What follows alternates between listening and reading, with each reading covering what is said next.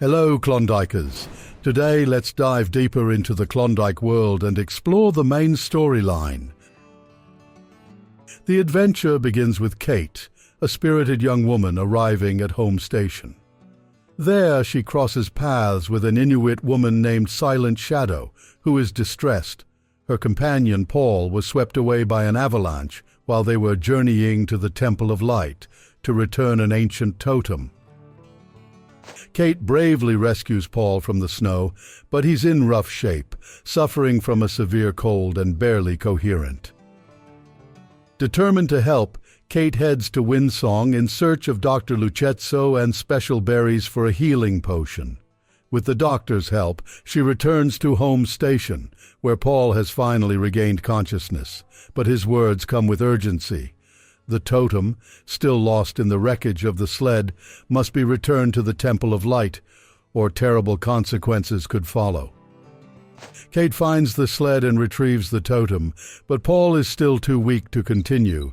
Without hesitation, she takes it upon herself to complete the mission.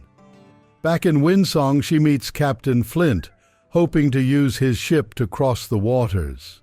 But there's a setback. The ship has a hole in its hull.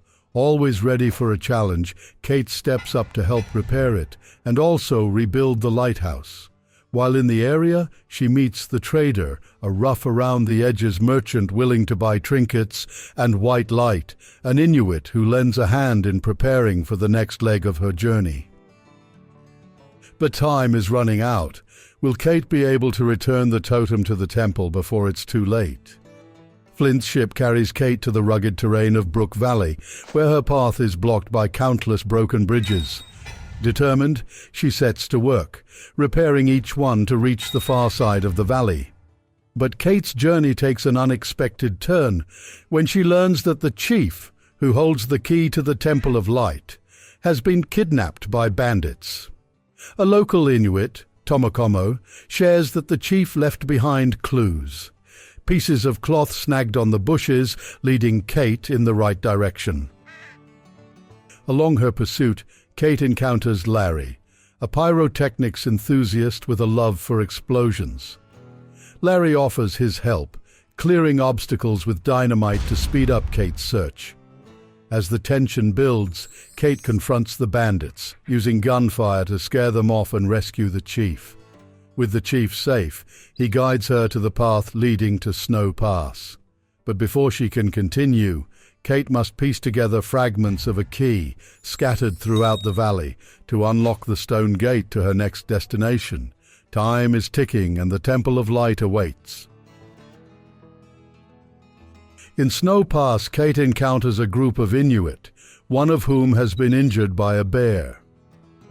After helping with the wound, she comes across the same bear, now cornering the trader in his hut.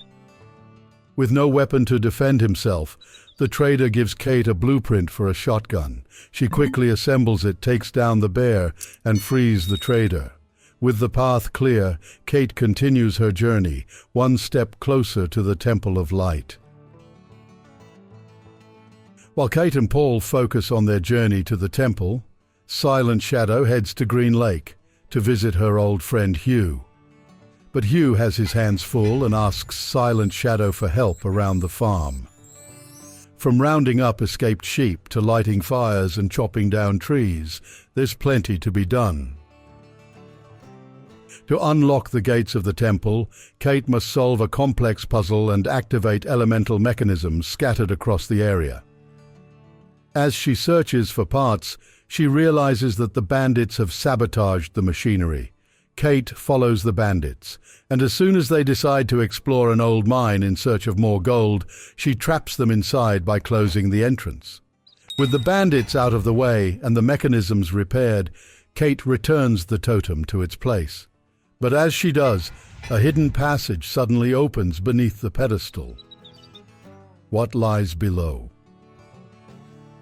Kate steps into the mysterious dungeon, ready for the unknown. This marks the end of Chapter 1. Excited for what's next?